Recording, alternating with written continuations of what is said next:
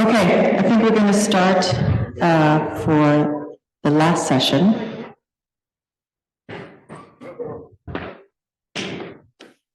Always difficult to take the last session of the two-day conference.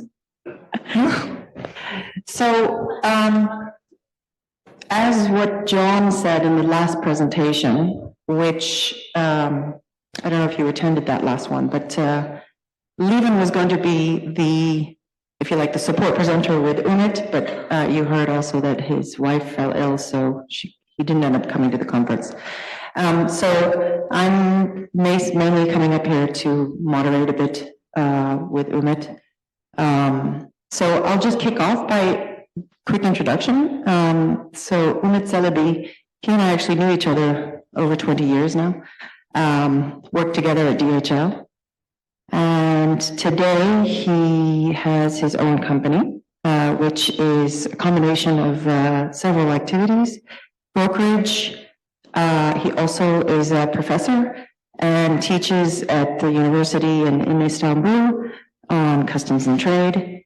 And on top of that, he does consulting. And in this case, for us, he has done consulting with us as Eurocentrum consultants. And so he is going to share a little bit about trading with Turkey. And it's a new topic. We haven't had this kind of topic at ICPA for, in fact, I'm not sure we've ever had this topic before. So hopefully for the people who are here still, you will get some interesting insights for trading with Turkey. Okay, thank you, Mitch. Hello, everyone. After this introduction, I just say something about me, of course. Yes, I'm from Turkey. Here, I'm tasked to present managing trade with Turkey. I'm working with, of course, with my own company, Derhal Consultancy Limited, working very closely with stakeholders, with the trade bodies, customs authorities, trade bodies, logistics service providers, just to name a few. And the subtopic is analysis of the similarities and differences in customs and trade in EU and Turkey against the background of customs union, trade agreements and membership negotiations. My presentation is quite simple in a sense. I use simple cases, but of course it can be like common implications, common indicators in your area of business. So actually, Umit, could we also ask? Okay, there's not a lot of people in the room right now, but how many people here already do trade with Turkey? Okay, so quite a few of you. And are there any that are planning to or not yet at all? Okay. Okay. Well, Turkey has been in the customs union for over a few decades now, also because it's increased the foreign trade, with the European Union. And yes, I'm sure there are always some participants here, of course, they show themselves that they have links with Turkey. So my content of today's presentation is going to be my introduction and then the customs union, of course, because that's where the whole case is entering, the background, the customs procedures, the economic effects.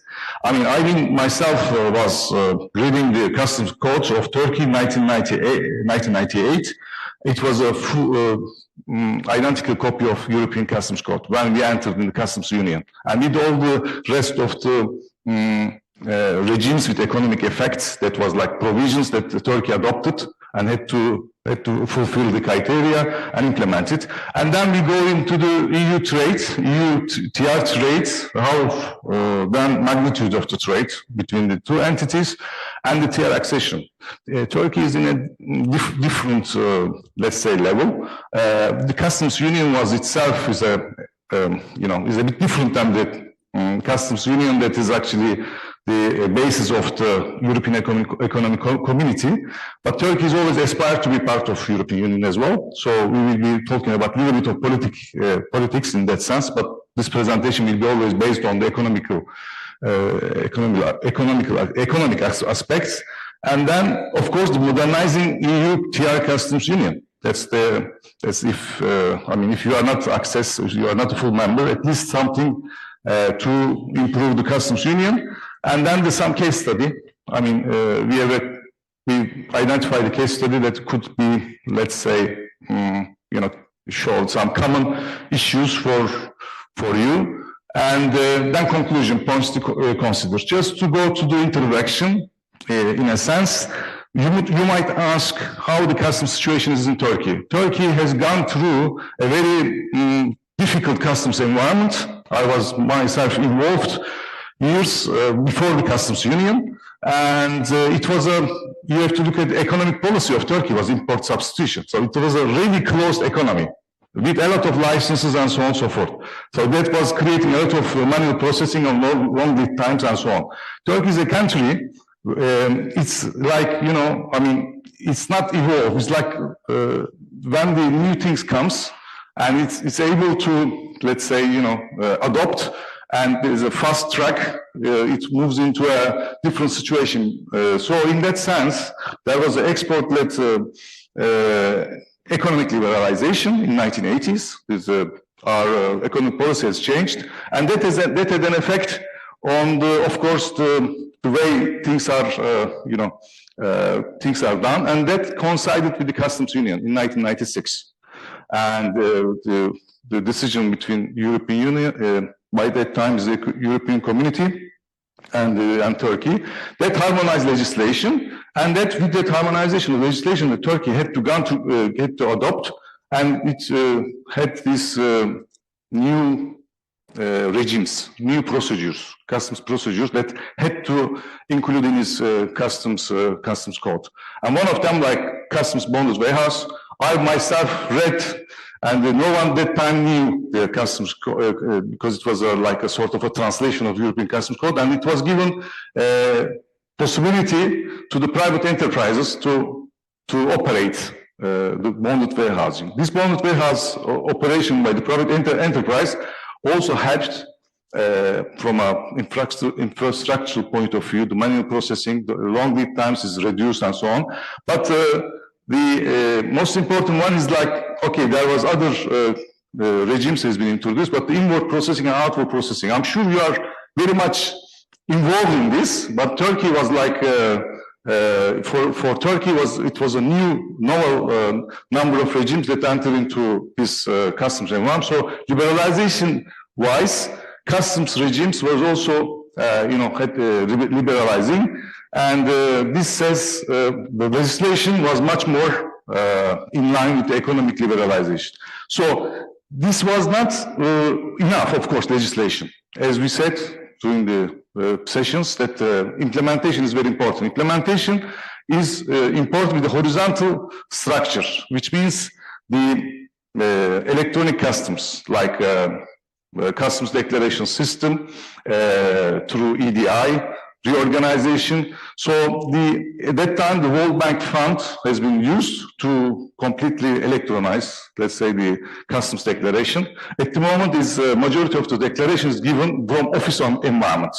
So 90%, over 90% from office environment. There are some information entry for each and every customs authority. You can also have a direct access. So, but this like software and hardware infrastructure has been put in place, and then facilitation. We are also, the customs directorate is undertaking to facilitation. We have already single window.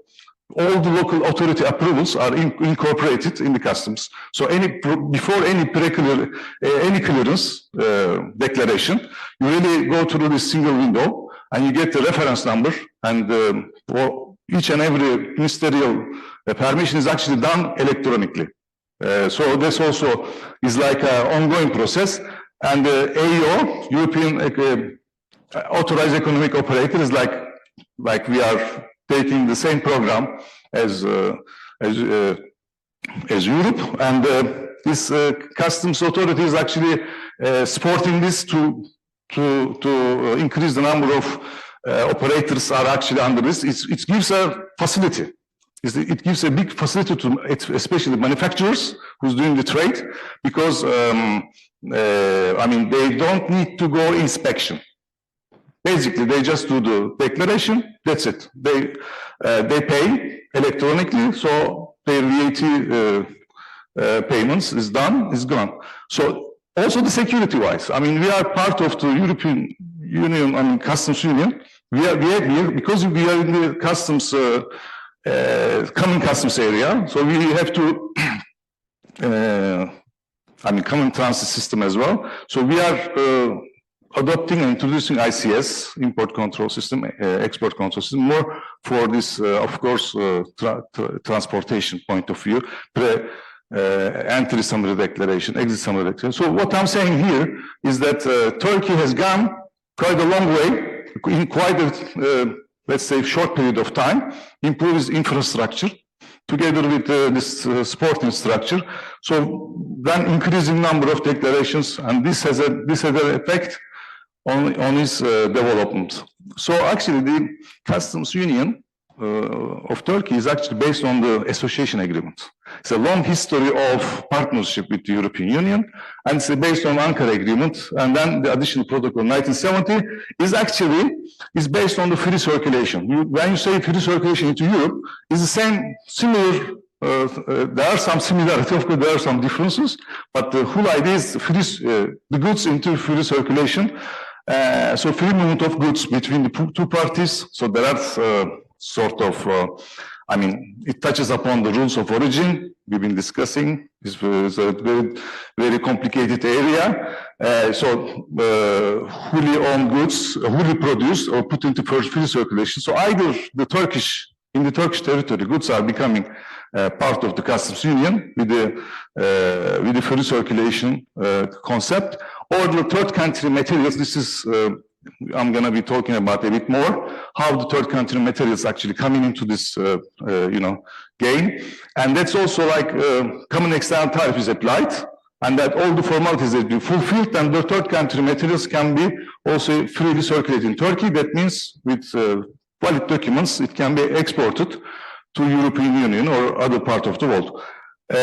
So harmonization of commercial policy measures. That's like, yes, please.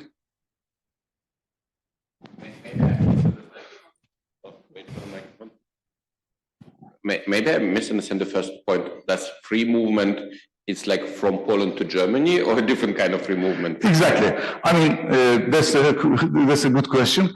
Actually, free movement of goods, meaning that with the valid ATR certificate which we are talking about, that proves association agreement with Turkey and European Union, and it goes from Europe, any member state, to Turkey. If they have that proof of document, that's we assume that this is more than assume. It's a proof of free circulation. Proof of those goods that are put in the free circulation between European Union, any member states, and Turkey. So no customs procedures at all, or? There is yeah. The difference is that the European Union is based on customs union, but European Union moved into internal market. It doesn't stay as a European Union, let's say, is only the customs union. Customs union is the basis. You say this is the territory, and there's the customs union. Without customs union, you don't become a union. So customs union is like the last phase of the integration. But Europe moved into Europe, political union or internal single market is quite different than what this agreement between Europe and Turkey, signifies, which is just the customs union agreement that is not, there are borders, let's say. There is different VAT environment, and in the borders you have a full SAD requirements. Yeah, it's like third country from that angle.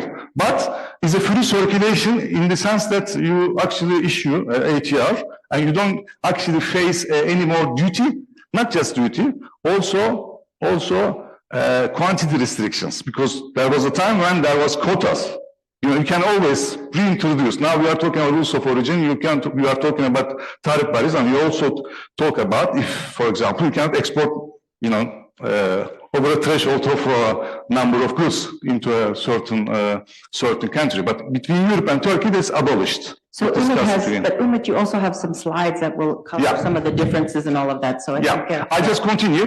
Also, that's intellectual property perspective and competition-wise, this was also, let's say, incorporated into Turkish legislation. That means that there is a level playing ground that is created, also for all the enterprises between Turkey and Europe. Then preferential agreement on agriculture. So the scope is industrial goods. Okay, people may think that this is a free movement of everything. No, it's not everything. Okay, it's industrial goods, and also let's say processed part of agriculture, not all agricultural product. So it's not a large, let's say, scope in that sense. But of course, the trade-wise is already an important chunk of the trade is actually based on industrial products as well.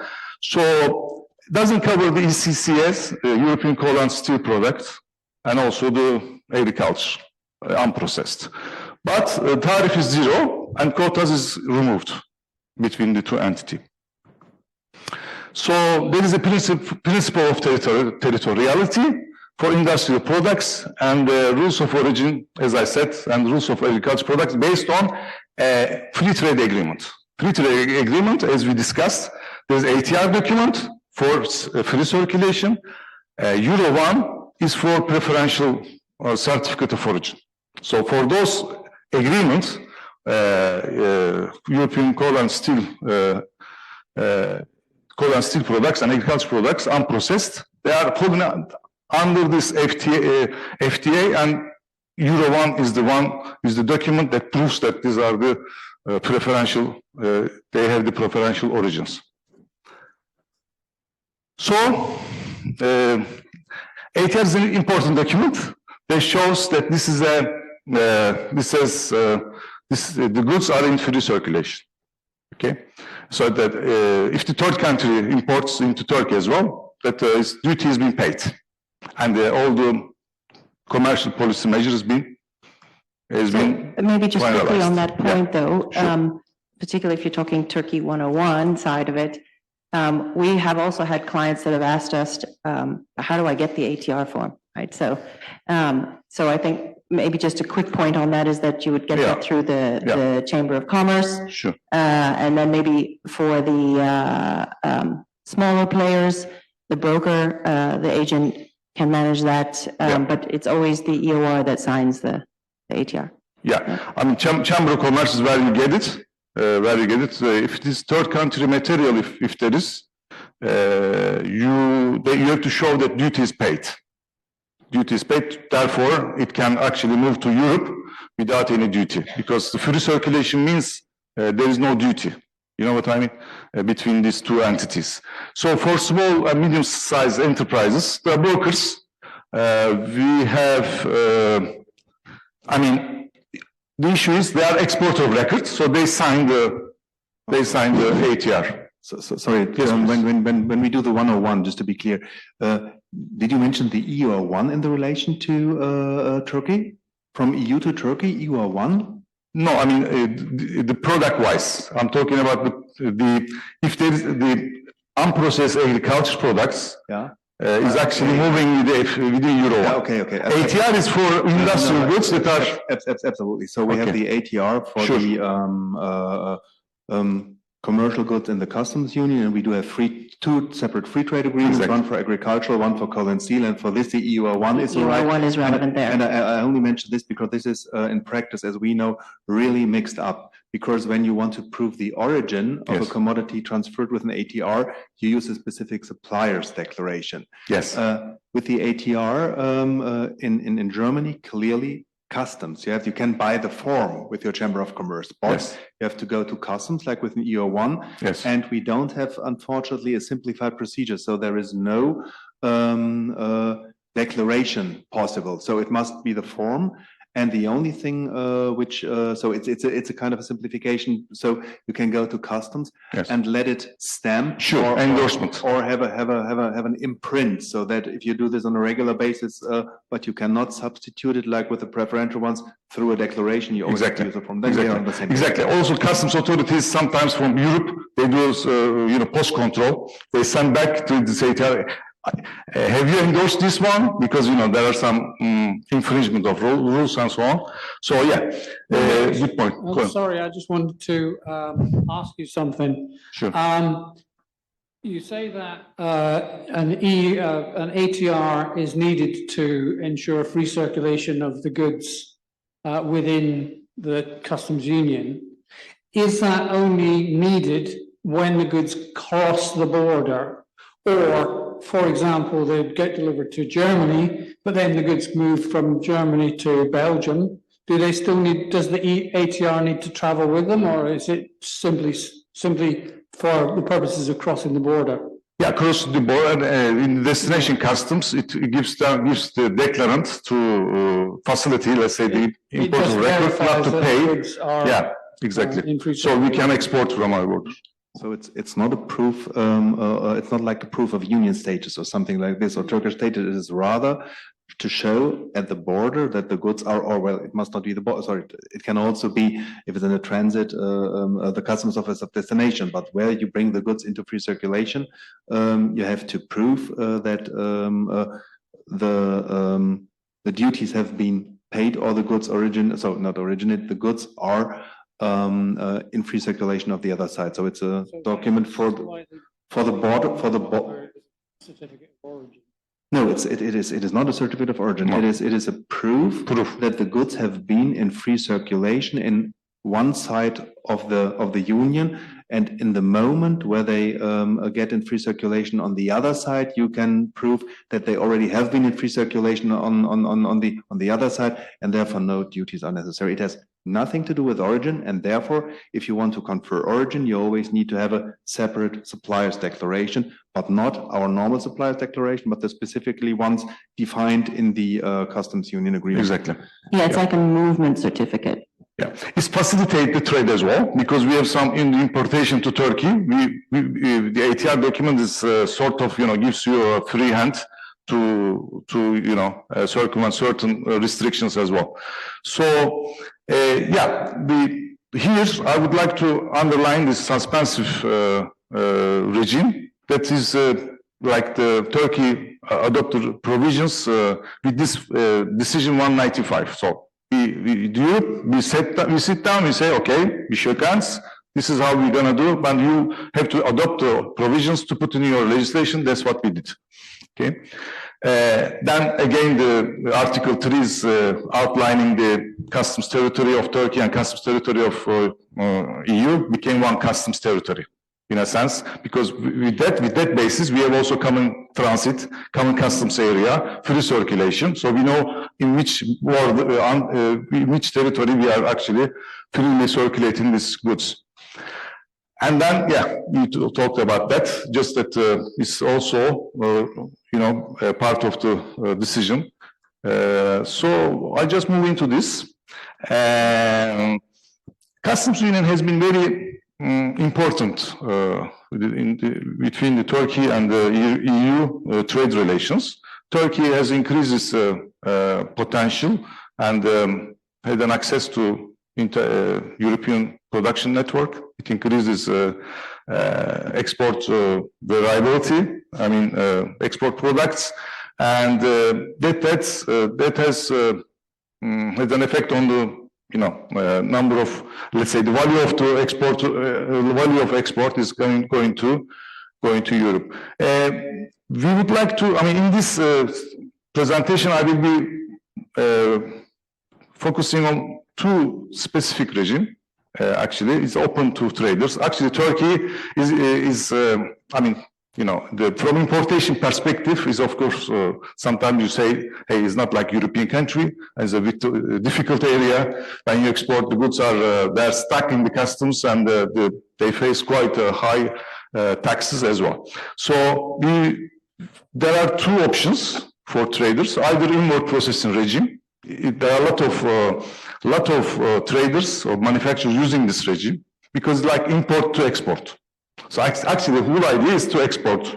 You're importing, and processing as a processing, you know, processing platform. You use Turkey, and it has two types. One suspension, I'm sure you know this very well, and another one is drawback. And suspension is like you actually put the duties and taxes on guarantee.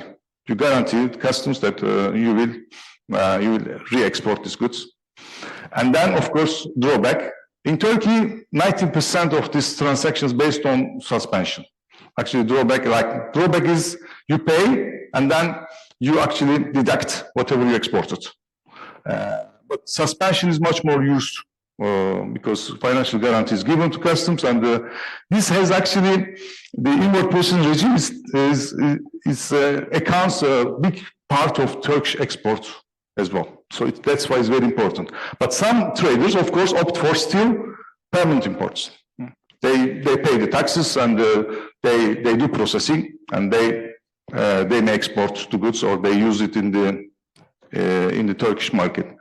And there are two important elements here: countervailing duties and rules of origin. Countervailing duties is actually one of the strange things is export is taxed in Turkey is because of the customs duty. If you, for example, import the goods on IPR, inward processing regime, you don't actually pay the duty, you give the guarantee to customs, but then in the exportation, in the re-exportation, you actually, if you want to send it to Europe, you have to pay a tax. That tax is actually the customs, let's say the common external tariff, which we decided between Turkey and Europe to impose on the third country materials. So if you import the third country materials and you actually process it, and then you want to send this or put them into free circulation to Europe, you are taxed at the export because you didn't pay in the import. Yeah.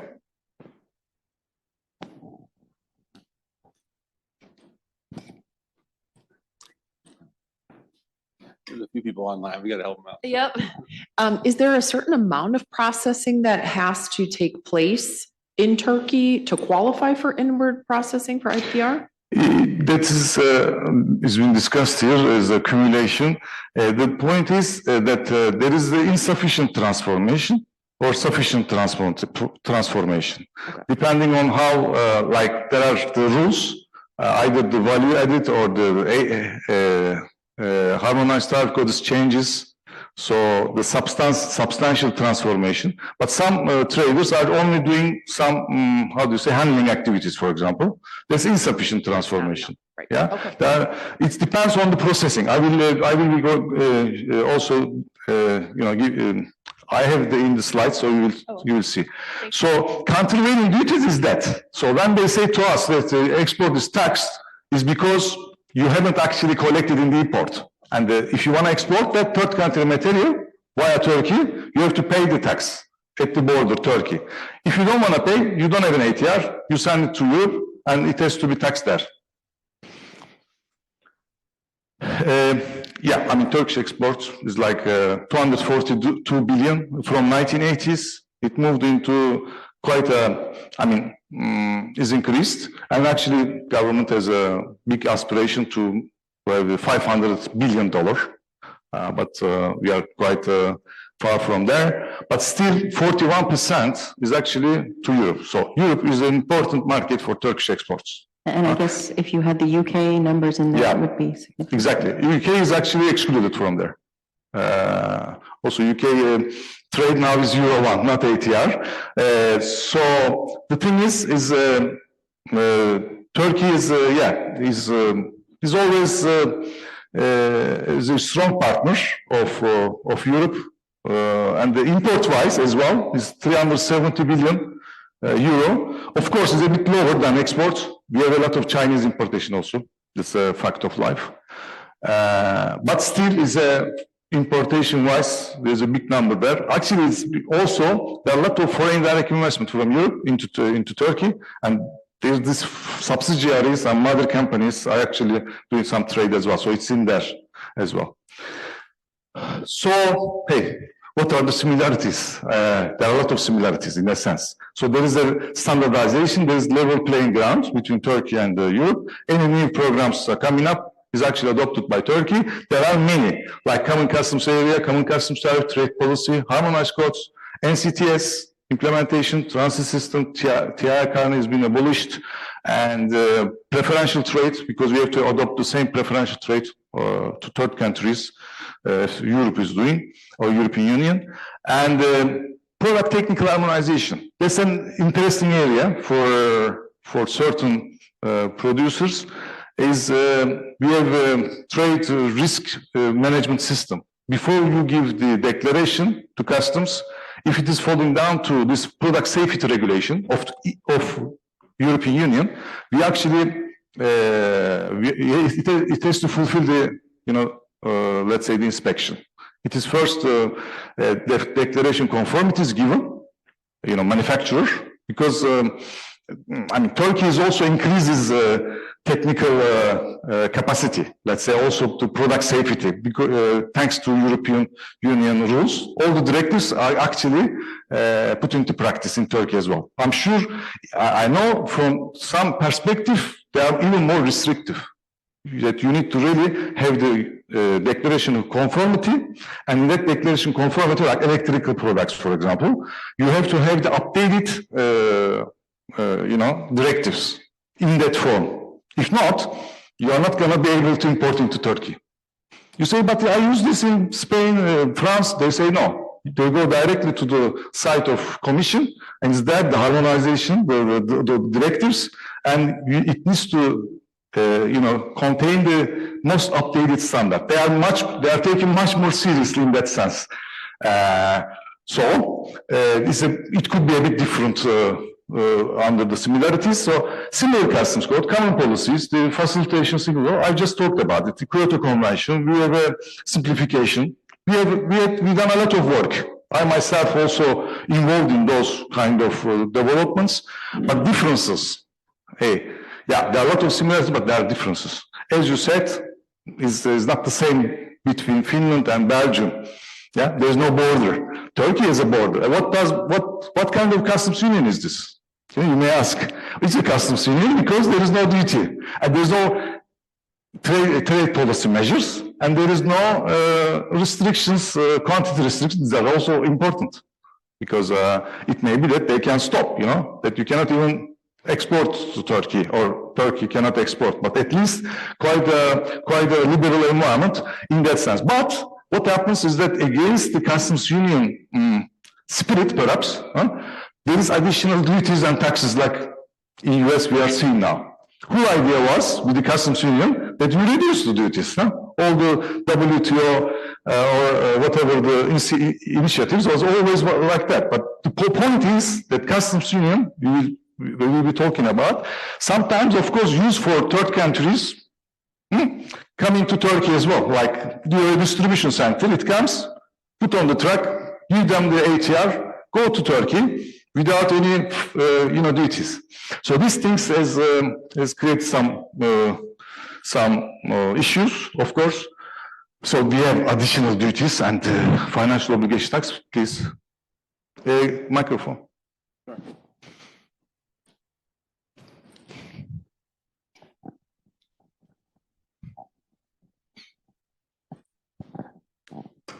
Do I see the HS code? Is it a common customs, common harmonized codes?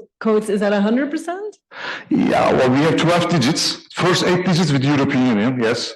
But then we have another 4 for statistical purposes. It says it is. I could say that because we are party to harmonized system, but there are some differences. There are some. Let's say,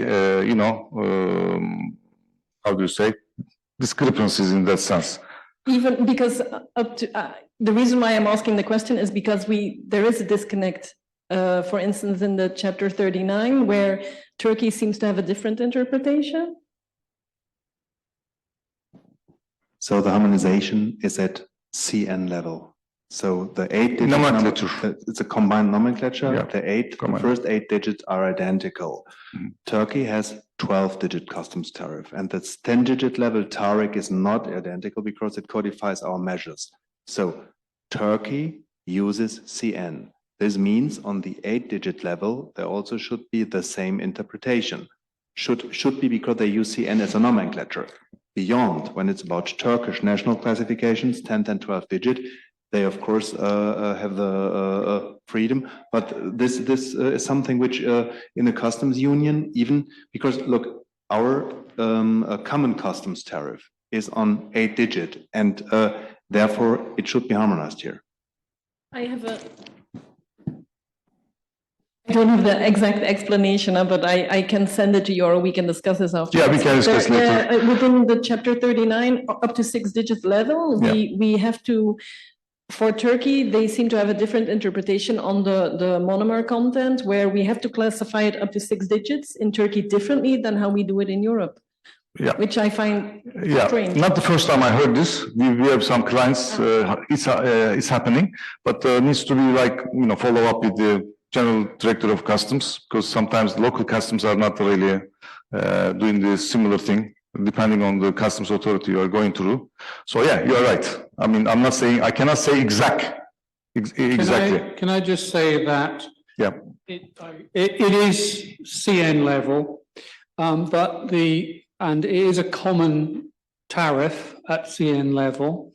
However, Turkey has its own interpretation of what the rules of customs classification are, and it does not share in the EBTI database, for example. So it makes its own interpretation. So it's quite possible there could be some differences between the two. Yeah. Which I still think should be challengeable, whilst you can challenge a different view in the HS before the WCO, and when Turkey uses the CN, it is at least something where you can ask for clarification between EU and Turkey, whilst you can of course not when it's on the 10 and 12 digit level, because this is a national particularity. But I would, if it really is a hurdle, I think I would try to clarify it. And you're right, but if we use a common harmonized nomenclature on 8-digit level, it should be interpreted the right. It should. Yeah. Okay. Continue. So maybe Umit also worth just saying, because time is. I'm not checking the time actually. But so I think it's also important to stress that in Turkey they are prone to giving penalties, right? So it's sure. So it is important, but just be aware that they look. Exactly. From customs environment, of course, they're much more difficult in that sense. So there is no fiscal harmonization. There's full SAD requirements. Border checks is in place. Free circulation or only for industrial goods. We said limited application of return and replacements. No? Some of the temporary exportation. I mean, you really have to return the country in the same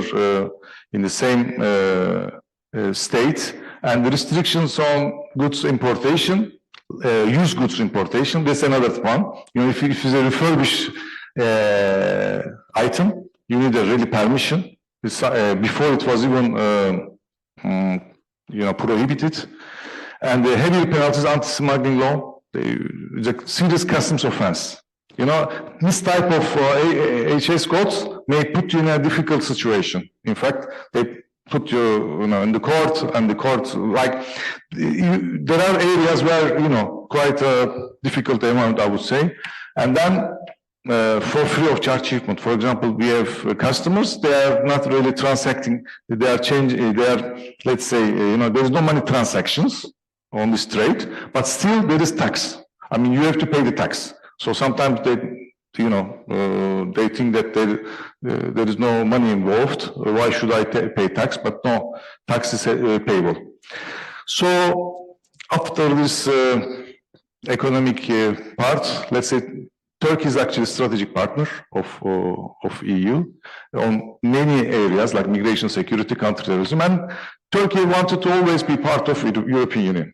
And now opinion polls a bit different perhaps, but however, it's always been that Turkey wanted to be joined to EU, but they say in 1987 you are eligible to join, but we give you the customs union.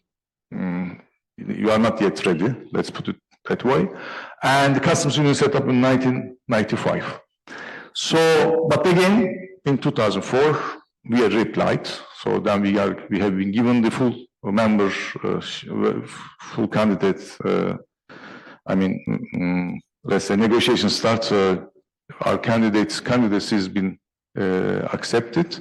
However, then the political things also entered again, of course. It's not a presentation of politics, but then Cyprus issues has been a long standing issue with Turkey. Cyprus entered into the European Union in 2004, and of course, European Union asked Turkey to be extending the customs union to Cyprus as well.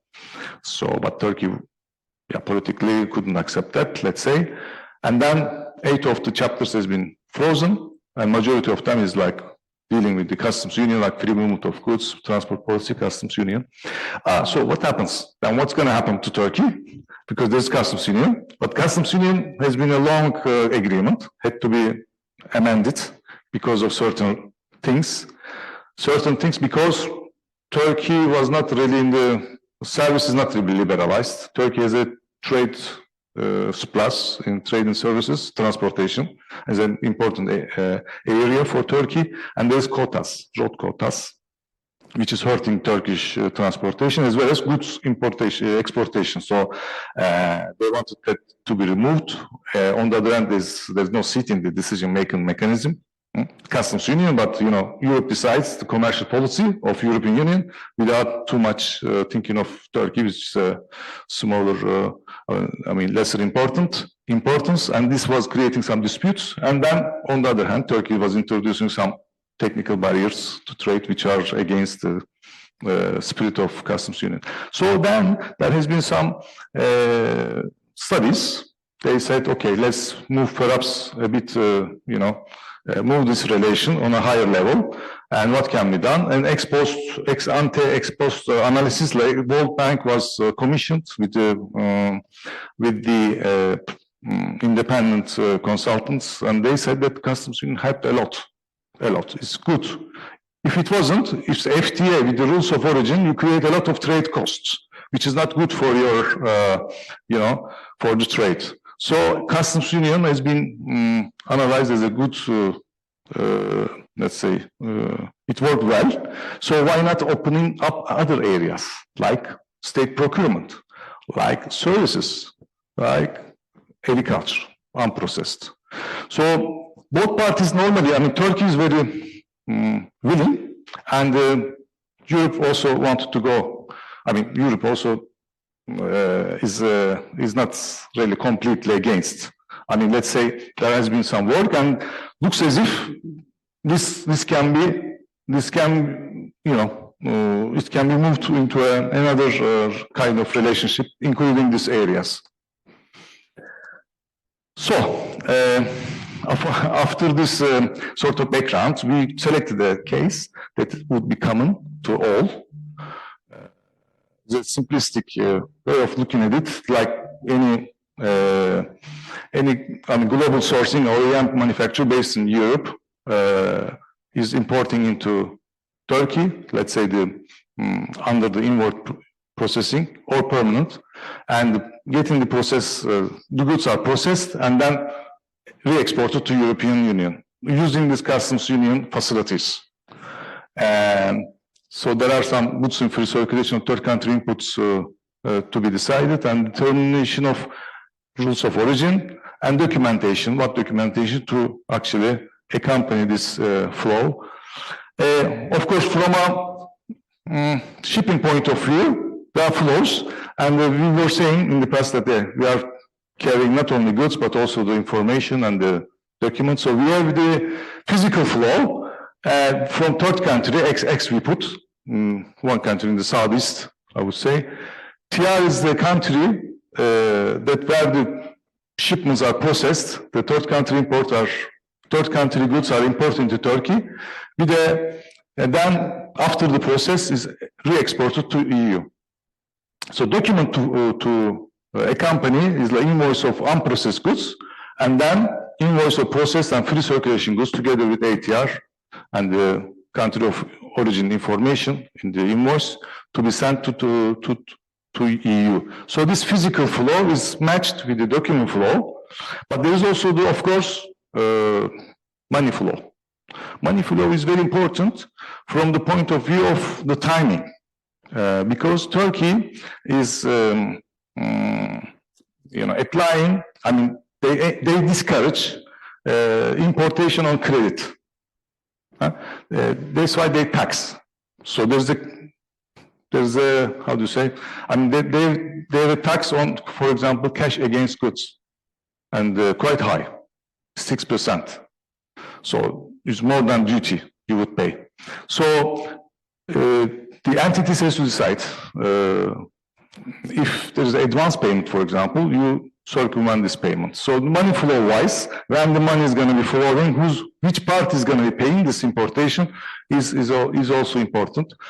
So importation wise, the background of the case is like you either go for permanent import or IPR. There are different scenarios for each, and then your processing, is it a sufficient processing or transformation or insufficient transformation will determine your country of origin, and then export with ATR, origin third country.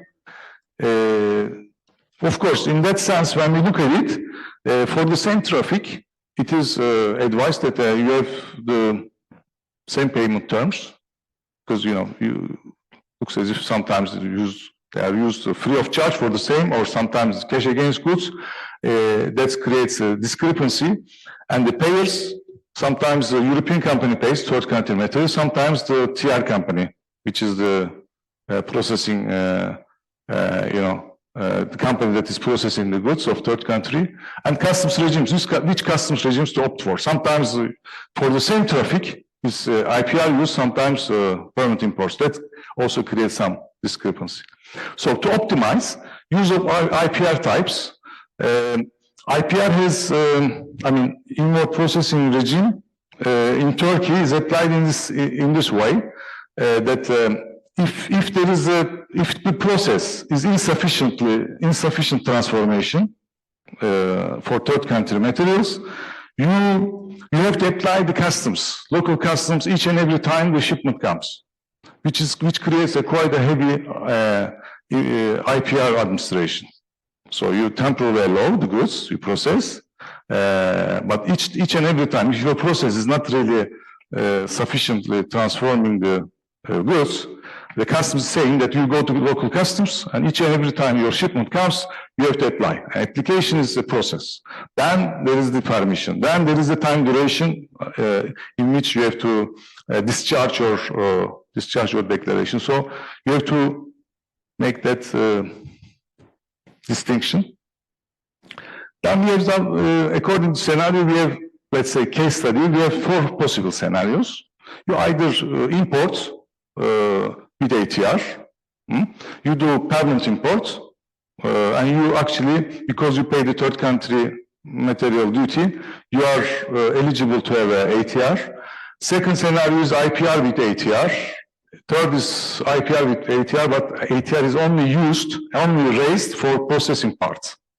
And the last one is IPR without ATR. So we are comparing these 2 regimes, and according to how the ATR is, when the ATR is actually raised, if at all.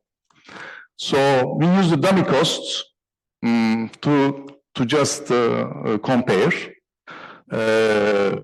In this sense, we just said that, okay, 5% there is a duty on the third country material, on 100, like 5, and plus additional duty and taxes to be paid, and that at a cost of 40. So in the export, we have an ATR, so we permanently import it. We processed and we export to Europe. Then we paid no duty because we already raised the ATR, because we paid the duty in Turkey. And European company pays VAT on 145. Okay. We were just comparing how, from a, let's say, the criteria-based perspective, these scenarios, and what would be the good scenario for your own business. Of course, it needs to be decided for each company on their own. And scenario 2 is IPR with like you are inward processing with ITR. So you allow the third country material into a country, you process it, and because you don't pay the duty in the import, you pay the duty in the export. You say you're a customs broker that, or you import this on a temporary basis, but then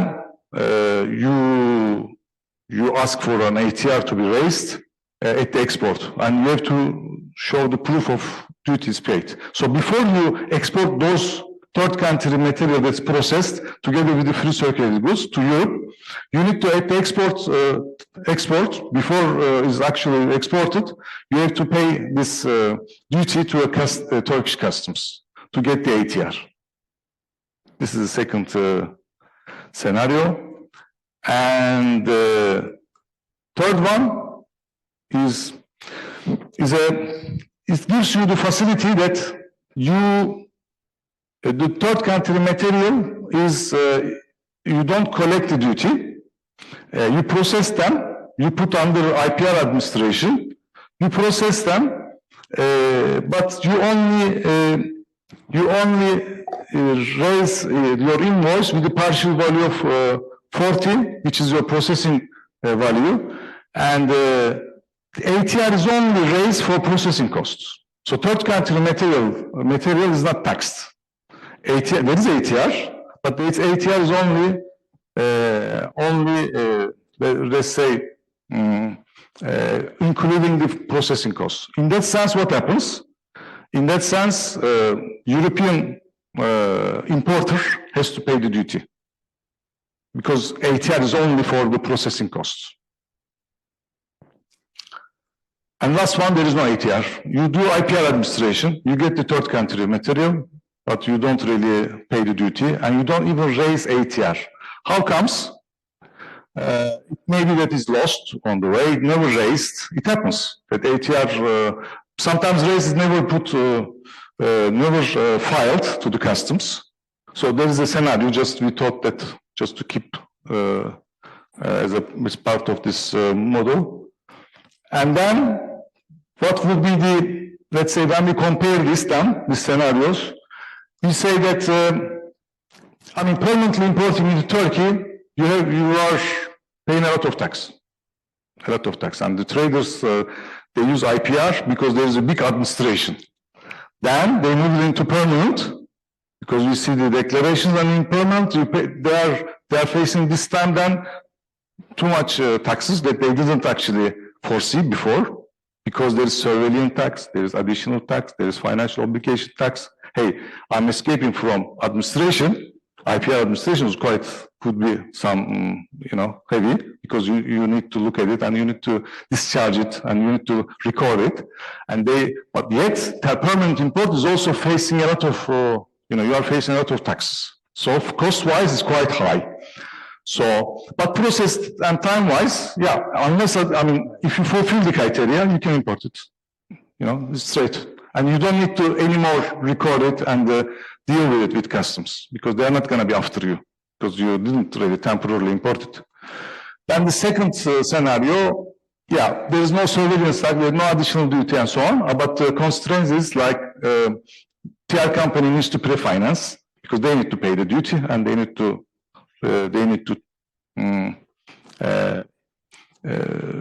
send you that cost. And of course, IPR administration is quite heavy. Then the third one is only for, let's say, in the invoice, you need to do the process separately. Then the third country material separately. So that gives a little bit of, bureaucracy. You have to really segregate or separate your costs in the invoice. So this third one is like process-wise a bit more, let's say, bureaucratic than the second one, scenario second one. And the fourth one is, hey, ATR is an important document. You need to really raise that. You shouldn't make any, because then you pay more or your cost is higher. So, I'm just giving you the 5 minute. okay. 5 minutes left. Sorry. The files declarations are correct because we see that there are these discrepancies, inconsistencies, needs to be looked at. For the same traffic, same things to be used, same regime to be used. Sporting paperwork match with declaration. Sometimes IPR importation, but it's not really re-exported to the IPR, matching. Like you need to do IPR in the import, but then your exportation has to match your importation. Are all costs captured? Processing plus the third country material. ITR submitted to customs. Past records need a review, or binding tariff information, binding origin information be considered in this traffic. Ensure country of origin to be captured in the invoice is a best, demonstrated practices. It could be keep supporting file on file, paperwork on file, because the third country material is imported. It's important that you have this import declaration plus the export declaration, so you can actually verify. And POI, PTI. It's different for Turkey, different for Belgium or European Union. In Turkey, not many traders are actually opting for, for this facility because they don't want to disclose too much information, perhaps to customs. It's a different environment. Also, from a European perspective, could be that you need to have a robust inventory system to show, plus binding tariff information. Could be a lengthy process. They may ask broader type of products to be included. So, yeah, export and import as origin. Third country, capture all costs, and do not proceed without ATR would be our concluding remarks. Last couple of slides. Yeah, in this sense, central control is important. Could be. Some of our clients are centrally controlling, and we talked about central clearance. Central control of this process would be important. Daily monitoring point of escalation is timely escalation is also important, and regular liaison is important. Sometimes you read the rules, but it's not enough, especially with trade bodies, their interpretation. You have to be close with them, and competency of trade and customs compliance there, that is it's required, and overseas traffic end to end, I think, is important. Also, when we advise our customers, it's important that you have the full database, that what you're importing, where you're going to be importing, what kind of processing activity you are going to be doing, and then we make like a health check, what kind of regime to be used, and how it's going to be set up from HS code point of view as well. If there is this discrepancy, we check, we see that there is, it's not applied in the same way. It can be like planning before you start operations. I think is very important. Then bridge the gap between stakeholders, of course. Like you said, there are different brokers sometimes involved. Like, for example, inward processing is done by one broker, and then the trader changed the broker, and you don't have that information, and then it's a mismatch. Also, there is a trust issue between the different people, different stakeholders in the supply chain. It's important to bridge that gap, working with them. This would be the last slide. Turkey, me coming from Turkey. Yeah, there's a young and dynamic population. The news, quite a difficult time sometimes, was a crisis-ridden country, but still they are capable of, let's say, facing the problems and try to solve. And Turkey is actually geopolitically sitting in the between Europe and Middle East, and there are a lot of programs coming. A lot of initiatives like One Road, One Belt. Turkey has the ability to respond to these changes, and over the 20 years or so, is increased is infrastructure, many harbors, the seaports, big airports, and the facilities and so on. So, upon those opportunities, it could be that it could be a place with the help of customs union, in the horizon, with the new areas that could this customs union be extended to. It would be thought. And Ahmed, what are your main industries that you're? Industries. What are the main industries you're? Turkey, of course, start with the textile, but is moved into automotive. They are a prototype, or they are, let's say, suppliers. Quite a lot of suppliers. Appliances. We have some multinationals in that sense. They are also investing abroad. So it moved, but it didn't move, of course, to the higher end of the technological product. So that's that is the limitation. There's some opportunities. There are opportunities. Okay. Thank you very much. Any question? I would answer. Thank you. A question for confirmation. So in our observation, one of the there are two pitfalls, I would say, from a European perspective to Turkey. First is that you think because of ATR you can import duty free, but if the goods have another origin and fall under the additional duties of Turkey, then you may have very high duties indeed. So technically, and we're looking. European so we have this I would say at least once in a quarter, European company importing goods from Asia, sending them with ATR to Turkey and not being aware of the additional duties, which by the way also is a funny thing, they were called safeguards before by the Turkish themselves, until somebody told the Turkish, this is absolutely not WTO compatible what you're doing. And the Turkish said, yeah, we rename it now, it's called additional duty. So it's not a safeguard anymore. So this is really a trap because they can be 30 or 40%. And the other is assuming because of the customs union that the processes at the border and the documents required would be the same, and then being totally surprised that Turkish authorities have other criteria, other demands, and you cannot just go in with the documentation you would use for the EU. Yeah, I mean. So, but in the end, there are lots of opportunities, but lots of pitfalls, right?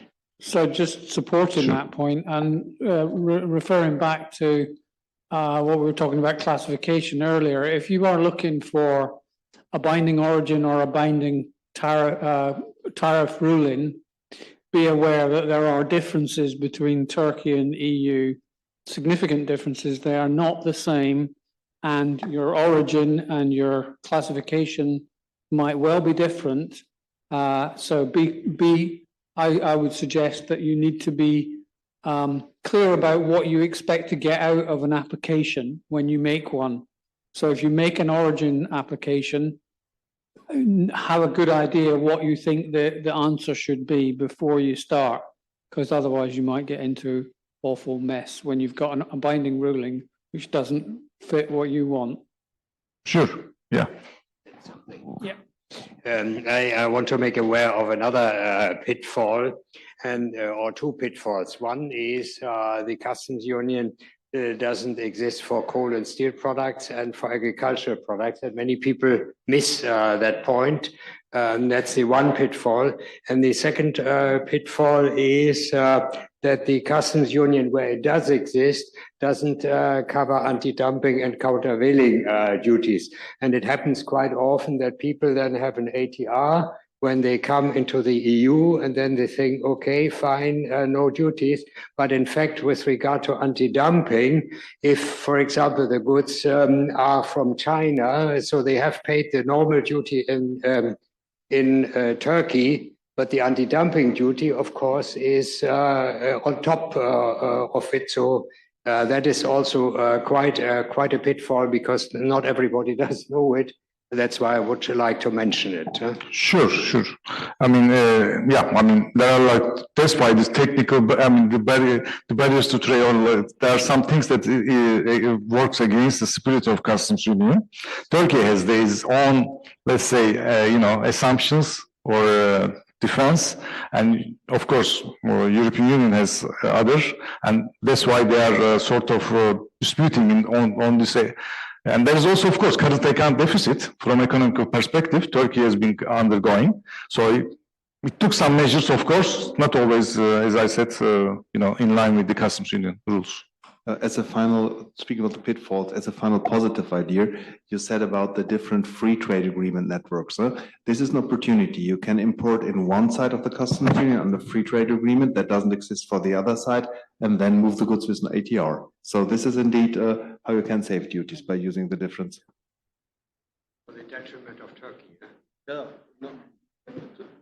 I think Elizabeth wants to. We are kicked out. I want to leave. I know you're excited, but for those of you that I guess I don't need that, but I'll take it anyway. Just for the closed captioning, right? I know. I broke my own rule. Thank you very much, by the way. Thank you. Yes, thank you for that. Thank you. I was in the AI one. That was very good. So for those of you that want to, there was a lovely lady sitting here earlier that said, we should all take a picture by the sign, and then I don't see her, and that makes me sad, but we're going to do it anyway. I told my group over there, there's a few of them still interested in the AI classification tool. So if you want to take a picture with me and a few other famous, ICPA people, then please come on over. I would love to take a picture of everyone that was here. This is what ICPA is all about. It's about community and making good friends and being excited about trade together. So, all right, awesome. Thank y'all so much. Okay, here we go. Picture time. You're going to